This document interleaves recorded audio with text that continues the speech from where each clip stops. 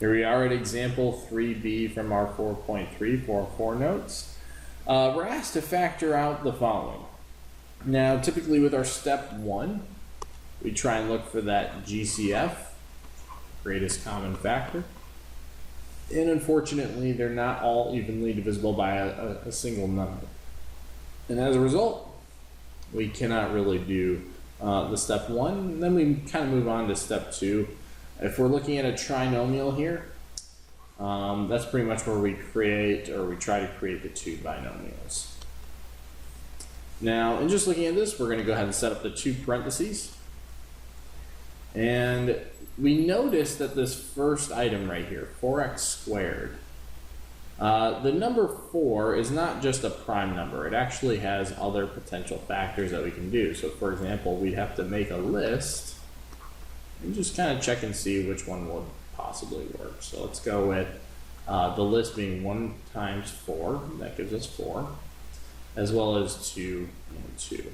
So those numbers can definitely change, but typically, again, just like we mentioned before, you try and stick to the same, or the more middle 2 numbers. So in this case, in other words, numbers that are closer together than say higher up in the list.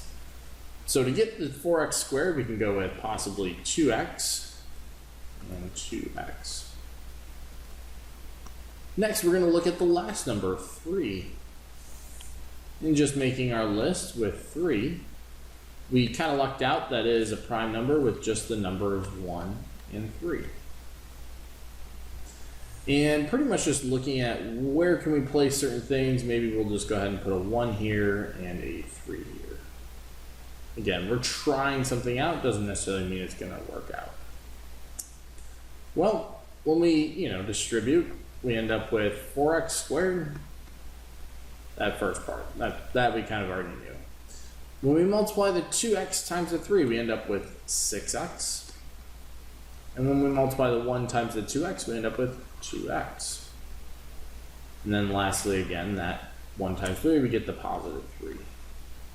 Now we're talking about, well, do the middle 2 terms actually match and give us negative 8x? They end up actually doing that. And to do that, we'd end up with negative 6x and another negative 2x. How that translates back up here is, well, we'd have to have a negative here to get the negative 6x, because 2x times negative 3, negative 6x. And likewise, to get this negative 2x here, this negative would have to take place by the negative 1, because negative 1 times positive 2x, we get the negative 2x. And then we match the negative 8x. So again, part of this is just kind of playing with it until you end up with the right combination, but maybe somebody tried 1 and 4. Unfortunately, that would not work out. You'd kind of go through all the different types, flip-flop numbers, and then say, oh, you know what, maybe I need to go with 2 and 2 instead.